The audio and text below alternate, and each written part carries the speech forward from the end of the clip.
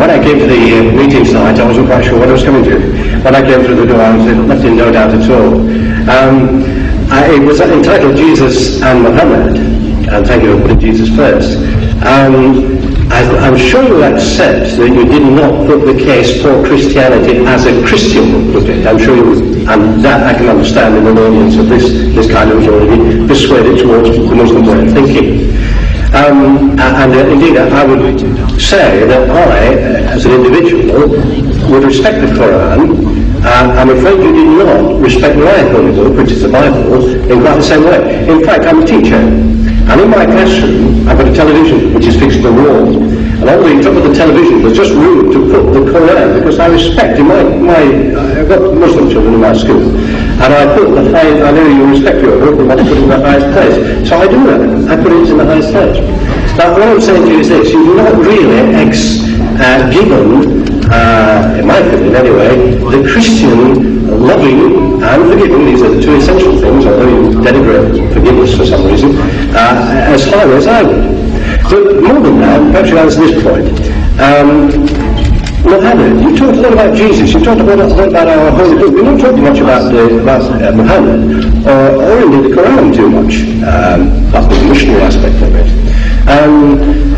Could you tell me how you can believe, indeed anybody in this room can believe, in one man who couldn't read, couldn't write, indeed could get his followers by bloodshed through war, how you can believe that that man was a follower of God, let alone a prophet of God, and to accept all his teachings as you do so deeply, and yet reject Christianity and the holy book of Christianity so easily as well?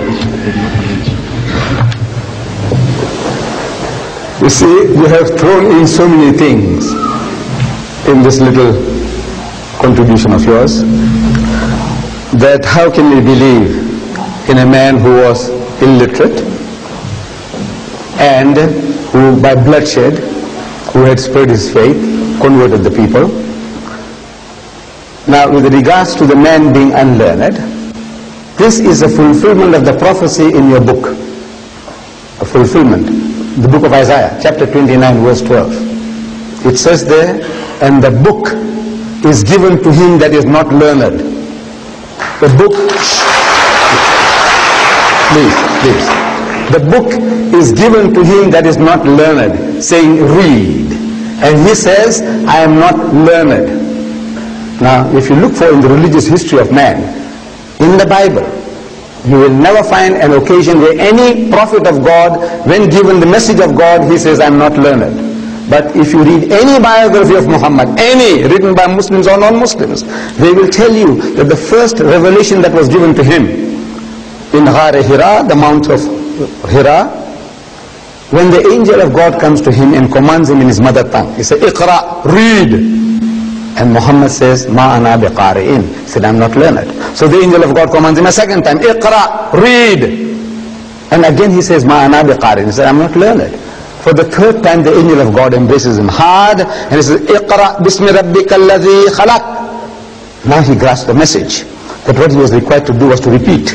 Because this Arabic word Iqra means to read, to recite, to rehearse, to repeat. And he repeats the words as they were given to him. Iqra bismi rabbika alladhi khalaq. Read in the name of thy Lord and Cherisher who created.